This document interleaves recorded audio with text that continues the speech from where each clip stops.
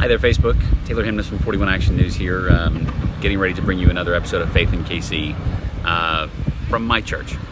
This is OP Church of Christ in Overland Park, where my family and I attend. I wanted to take a break, or take a moment here to, as I introduce this next video, to tell you a little bit more about why I'm doing this series, or not necessarily what makes me qualified, because I honestly don't know if I'm qualified to do anything, really. I've told people for a long time, I hope that I never get out of television, because literally all I'm able to do is talk. If I ever lose my job in TV, I don't know what I'll do. I've attended church with my family all my life. That, I don't know if that even signifies anything. But I'm telling you because I want you to know where I come from as I do these videos. You may hear me reference my faith or my church-going habits, that kind of thing. I am so far from perfect. It's sad how far from perfect. I will say, and if she sees this, it's not really just blowing smoke or trying to butter her up. My wife is the spiritual center of our family. She is my rock when it comes to spirituality and my faith, as far as the person I turn to. It's not me. But try to go to church every time I can. And during this pandemic, it's been impossible. This is actually week 2. We've had church on the lawn, and people are kind of gathered around, meeting with each other, having food, seeing each other. And this is only the second time since March I've been able to have church in person with people. But it's important to me, and every time I come, I feel like hitting the reset button on the old regular Nintendo. You old folks like me, the NES, that you could push in the button to hit reset. That's how I feel every time I walk into this building, and how I felt about every church I've ever attended. Not to brag, not to tell you I'm qualified to talk about religion more than anybody else, but I wanted you to know where I enter that equation personally. I hope you enjoyed this next episode of Faith in KC, and I hope you'll continue to watch and share. Please leave your comments. Reach out to me on social media, Instagram, Facebook, Twitter. You can email me at taylor.hemness@kshb.com. Let's continue the conversation with another episode. Thanks for watching. Well, hello, Facebook. Taylor Hemness here from 41 Action News. Glad to have you taking part, we hope, in another conversation here on Faith in KC. And we've really enjoyed everything we've been able to do with this so far, and we hope you've been able to take part in some of these conversations and leave comments and share them with friends. We appreciate everything you've done already in taking part in these. Excited about today's guest with this, and that's Bill Tammeus, who's joining me now. And I mentioned in some of the last times some of the other previous episodes where I've just kind of reached out to people and pitched the idea of being on these, both in building it and in these conversations, and all the responses have been strong, and Bill's the same way. So Bill, thank you very much for taking some time out today. Glad to be here. Thanks for asking me. I'll give you a second to run through your CV if you want to, and just obviously Bill is coming into this from a journalism background, writing about faith and religion for the Kansas City Star for a long time. Bill, how long did you write for the Star on faith? Well, for a long time I didn't write on that subject for the Star. I came to the Star in 1970 as a reporter, and I covered a lot of things for 7 or so years, and then I joined the editorial page, where I wrote the daily Starbeams column for 27 years. And then in 2004, after my editor had listened to me gripe about how little in the way of resources we put into covering religion, he said, "Tammeus, would you just shut up about that and move your column to the faith section and help us there?" So that's what I did. And then I had actually thought about retiring early at that point, but I said to him, I'll give you another year at least, and I gave him more than that. And then I retired officially in middle '06, but I kept writing a weekly column till the end of '08. And I still do a daily blog that's on the Star's website called Faith Matters. And these days I write a column for a National Presbyterian publication. I write a column for Flatland, which is Channel 19's digital magazine, and I write also for the National Catholic Reporter, along with books. I've got a seventh book coming out soon.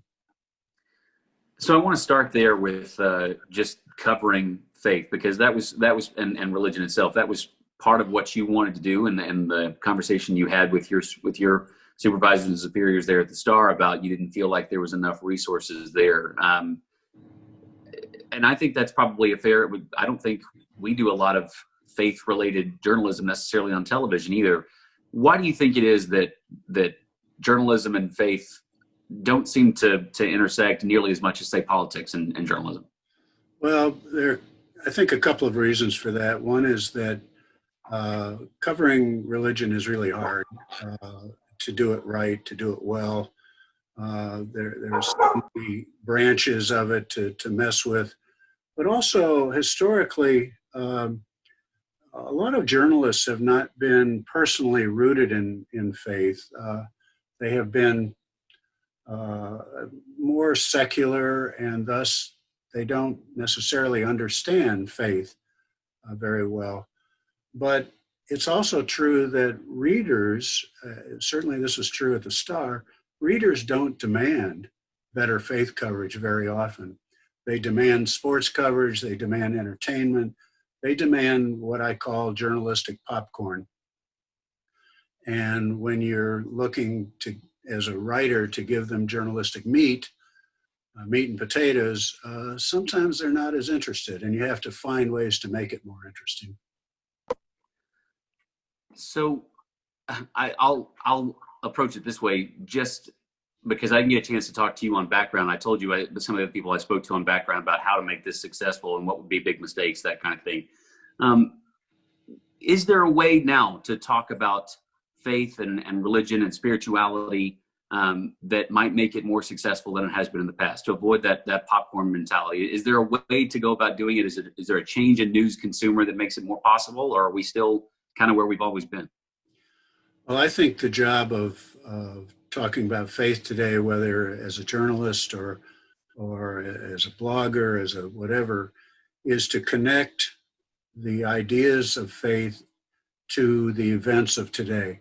How are they shaping our politics? How are they shaping our protests in the street? How are they shaping education and the difficulty we're having there? How are they shaping how we think about the economy and healthcare? So, for instance, we ought to be asking people running for office right now, not, are you a Baptist? Are you a Muslim? Are you, what does that mean? But rather, in fact, the Constitution says there's no religious requirement for office, and we need to remember that. But a legitimate question is, tell me how your faith and what you believe might affect public policy. And there you can allow the people running for office to describe what it is that motivates them, what core beliefs they have that drive them. And I think that's a way to talk about religion today in a way that matters to voters and matters to everybody. I don't want to get too deep in the weeds on politics, but I will ask you on that topic, because it has seemed like, at least in recent years, that, and obviously Democrats and Republicans aren't the only political parties out there, but they obviously the dominant ones. It has seemed like in recent years that one of them, Republicans, have aligned themselves more with a faith type platform, for lack of a better word, not to suggest at all that the Democratic Party is anti-faith, anti-church, but the Republican Party has seemed to align itself a little bit more readily with the faith aspect of a person's life when it comes to involving that part of politics and reaching out to that kind of voter or electorate. Why do you think that has happened and persisted? I would actually put it the other way around. I think that people who identify as evangelical, conservative, fundamentalist Christian, particularly, have aligned themselves with the Republican Party because they see that as a way to achieve some of the goals that they have, that their faith tells them they have, whether it's overturning Roe v. Wade on abortion, whether it's somehow getting prayer back in schools, whatever the issue is that Christians who identify in that way are concerned about, they have found a more eager audience in the Republican Party than in the Democratic Party. That said, it's also true that people who identify as progressive, as liberal, as moderate in faith matters have found a more willing partner in the Democratic Party. And so both of those things happen. It's not that the Democrats or the Republicans went out and hunted these people up, although there was some of that. It was more the other way around, it seems to me.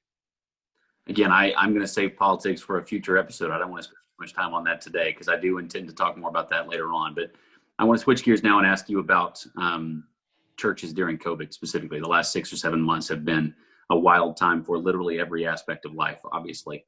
As someone who has spent a long time writing about faith and spirituality and religion here in Kansas City, how did you watch, how would you describe the way churches have either reacted or been forced to react to things like you can't have anyone inside your doors? We know of at least one that, brought up a lawsuit to let people back in. What's it been like for you to watch the way churches have reacted to the new realities of COVID-19? There's several things about that. First, I looked at my own congregation. I'm at Second Presbyterian Church in Brookside. And we had to shut down, and it took a long time for us to begin to open back up for worship. But after a few Sundays of that, we shut back down. And I've watched our leaders, our clergy and our lay leaders struggle with, first of all, how you put on a worship service via Zoom or Facebook Live.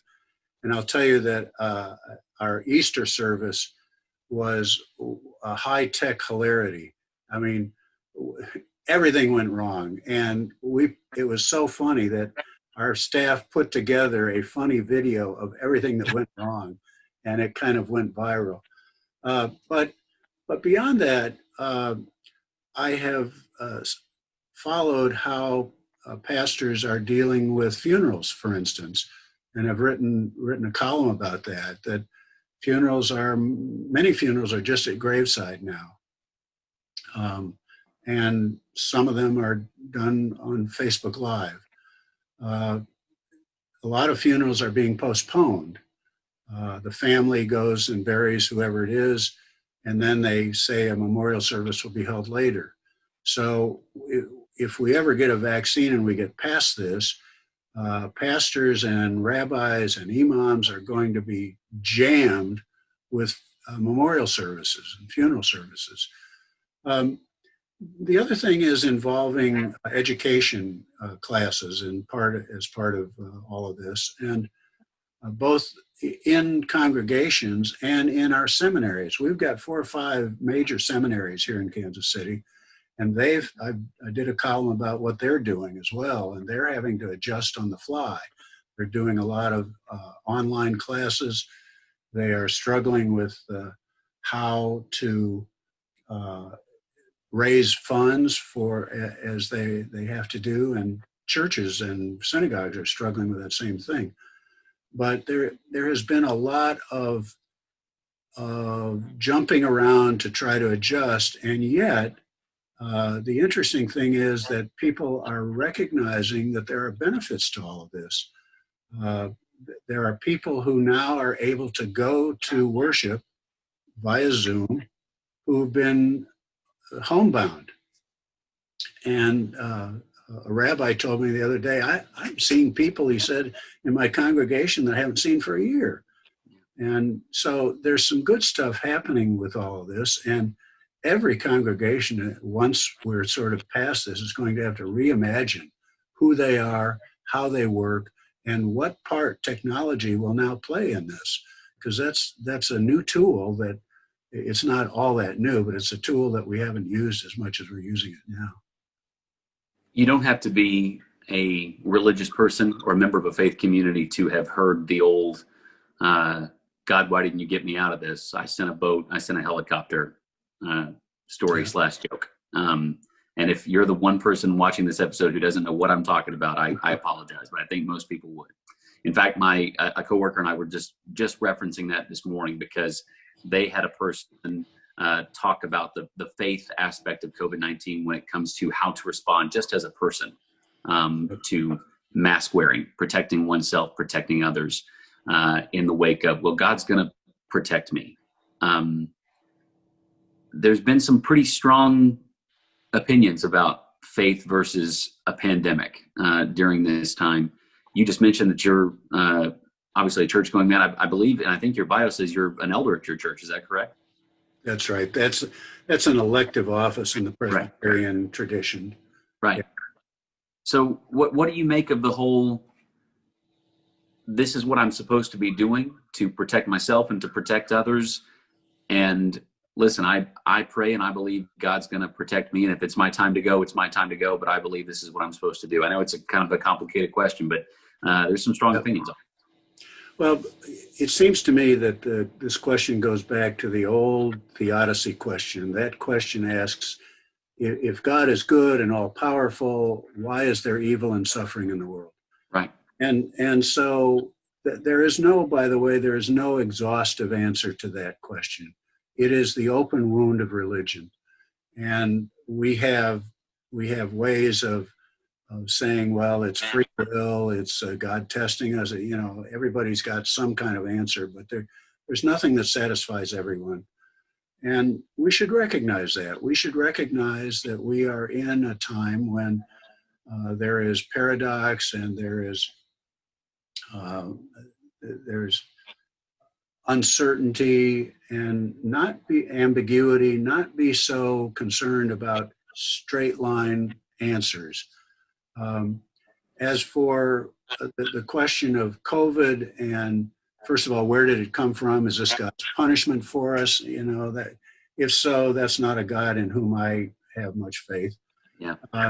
But how do we think about our responsibility in this, not only to protect ourselves, but to protect others? What is our core value? If our core value is life, and we are here to be of assistance to others and not just be self-centered and worry about our own self, then it's an easy call to wear a mask wherever you are. And maybe I should put one on here. We are long distance. I think we're more than 10 feet. But it seems to me that those basic concerns that religion ought to have about the welfare of others and the common good, the commonwealth, should show us how to do this. When we become so self-centered as to say, you know, I'm not worried about me getting it. I'm just going to go out without a mask and the heck with it. I think most of the major world religions would say, really? Didn't you get the message on this? So that's kind of where I am on that. I want to ask you about, on that topic, another of the massive curveballs that 2020 has thrown at us. And that's the conversation about race and race relations right now. And I think that what you just mentioned kind of segues into that pretty well, about common welfare of other people and what value you put in other people's well-being. That came up a lot this summer, obviously, for obvious reasons. I don't want to get too far into the Black Lives Matter validity or not and that kind of thing, because obviously we're going to put this on Facebook and some people are going to have things that they want to say, and we appreciate any and all comments. As long as there's civil, please let us know what you're thinking when you watch this. But that seemed to be a crux of the discussion this summer, of where you put value in other people, especially people that don't look like you. From a faith perspective, again, that's what we're trying to enter in with everything in this conversation. As you watch that play out over, especially those first few weeks in June, what did you take from those protests, those reactions to protests? What did you think as you watched that play out? Well, the first thing that came to me was not necessarily out of faith. It was out of American history. We have to know American history and the 400 plus years from the time that the first slave was brought to this country, and the complicity of the Christian church in all of that, the way the church has been compromised in race relations for so long. But more personally, it seems to me as a Christian, one of the most difficult things for me as a Christian is to live out this value that I am required to see the image of God in every single person.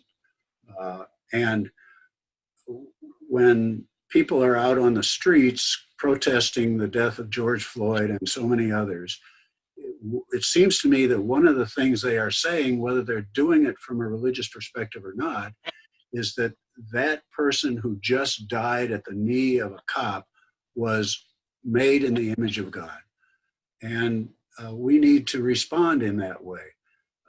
As I say, that is a very difficult task, partly because we're not called to like people, we're called to love them. And there are a lot of people I don't like, and it's hard to love those people. And yet, when I describe myself as a disciple of Jesus Christ, that's what I'm supposed to do. So I see some of the protest movement going on as some of it at least driven by that very idea of every person is a child of God and is made in the image of God. And there's an author named Glenn Tinder who has a book called The Political Meaning of Christianity. And in it, he says that this idea of the exalted individual, that all of us are precious in God's sight, is the spiritual center of Western politics. And he worries that we may be losing some of that. And I worry along with him on that. It's interesting that you bring that up, because another guest on this segment, Rabbi Mark Levin, who I believe you know, Sure. I told him that you were going to be on this as well, and he was glad to hear that and spoke very highly of you. But I asked him at the end of our discussion what he prays about and what he hopes to see. And something that he said really struck me, and it sounds a lot like what you just said. And he said that after all this, that we will have a better understanding of the divine in other people, and that we will see more of God being whatever you want to think about God, that we will see more of the divine in our fellow man. And that was what he was saying that he prays about. And that sounds a lot like what you were just describing there. I wonder, as we talk about that, as we think about that, I don't want to say, is that possible? But everyone talks about right now what life is going to look like post-COVID, whatever that means, whether it's a vaccination or whatever. What do you think from a faith standpoint, from a journalistic standpoint, from any standpoint you choose, is a fair hope for what we are and who we are once we crawl out of this? Yeah, there is some hope, and I think we are in a period now where I am more hopeful about the future of our culture, our society, than I have been in a while, because of what I'm seeing. When people stand up and say, no, this is wrong, and it's not unlike in the civil rights movement, when it was primarily people of color out on the streets. There's a broad range of folks out there, and it's not just black and brown people. It's also, there's renewed concern about how we have treated American Indians, Native Americans, indigenous people, and the history behind that, of how we call ourselves a nation of immigrants. Well, I would argue that for the first couple of hundred years, we were a nation of invaders. I mean, we came in and we took over this land that wasn't ours. And eventually we got to the point where people like my great grandparents on my dad's side and my grandparents on my mother's side, immigrated to this country after slavery. And so, yes, in that sense, we're a nation of immigrants. But I've been hopeful about the fact that we are learning more about our own history.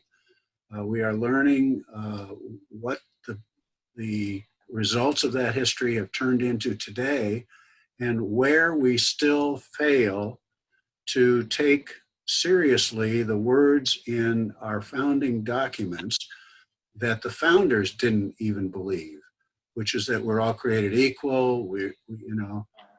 Those words that they put down on paper, and then allowed slavery, and they allowed blacks to be counted as 3/5 of a white person, right in the Article 1, Section 3 of the Constitution. And we're finally learning about all that and saying, good heavens, let's get this right from now on. So I'm sort of hopeful about that, and yet I'm a long enough student of history to know that humanity has done inhumanity for century after century, and maybe we can do better. There's a line that journalists walk when it comes to how people consume the product that we are putting out, whether it be printed, spoken, however we are producing content. We obviously produce that content with the hopes that it will be consumed in some way or another. And there's a line that we walk that I think that most people don't have a clear understanding of, and that's how we hope you'll respond to it. And I think any journalist hopes that you will respond to the content that we are producing strongly, passionately, that you have a response to it, whether it be a call to action or a strong opinion. But I think there's a prevailing thought for a lot of people that we are sometimes producing content just to get a rise out of people. Especially on Facebook, you'll read comments of something that we post that really it's something that happened politically. Joe Biden chooses Kamala Harris as his running mate, that kind of thing. Something about Kamala Harris's ability to, yes, she constitutionally is okay to be vice president or president, that kind of thing. And people will say, you're just posting this to get comments, that kind of thing. In your time as a writer about, and obviously you've been a long time as a reporter, as you told us, but specifically writing about faith and religion, what has produced the strongest reactions from people? What have you written about that has gotten people the most worked up, the most defensive? What would you say to that? Well, as I answer this, I think it's important to remember that what I write is not straight reporting generally. Sure. It is analysis, it is opinion. And so, for instance, the first time I wrote in the editorial pages of the Kansas City Star a column back in Bill Clinton's Don't Ask, Don't Tell military, gays in the military policy, and I wrote about my belief that the Bible should not be used as a weapon in this discussion because the Bible essentially has nothing to say about what today we're beginning to understand as sexual orientation. This was pre-email, but my mailbox filled up, my phone wouldn't stop ringing. And it was some people telling me I was going to hell and why I was wrong and why I'm not a Christian and all of that stuff. But that subject area inevitably turns up a lot of reaction from readers. And my job as a columnist is simply to get people to think and to complicate their thinking so that so they'll walk away saying, I got to think this through a little more. If I've done that, boy, that's a real victory. If I simply let them keep a prejudice that they have, and I disagree because it's not my prejudice, right, then I'm not sure that I've done much. But when you're writing straighter news, that is news coverage, obviously you've got to approach it in a different way, and that's how I started my career, writing straight news. But eventually I got a chance to get into the opinion game, and I enjoy it over here. Well, I hope you'll agree with me there when I say to anyone listening, trust me when I say that our job as journalists, especially on the news side that I do now and that Bill's referencing that he did at the time, is not to tell you what to think. More often we're trying to tell you what to think about in terms of your own safety, a family member's safety, health, welfare, economy, how to manage money, anything like that. We're trying to tell you what to think about, not what to think. Obviously, I could talk to you all day, Bill, and I'm going to say that about every guest that's here. But before we go, I want to give you a chance to tell us about a new book you have coming out, because you mentioned that you've written a few books and you have another one coming out at the first of the year. And you told me just a little bit about it before we had this call today. And I think that there's an element there that really still plays into what we're talking about here. Tell us about the book and your pretty powerful inspiration for writing it. Yeah, this will be my seventh book that I've either authored or co-authored, and this is my book. It's a 9/11 related book, and it deals with the reality that the son of one of my sisters was a passenger on the first plane to smash into the World Trade Center on 9/11, Carlton. Terrible loss. He was 31 years old, a terrific guy, just brilliant.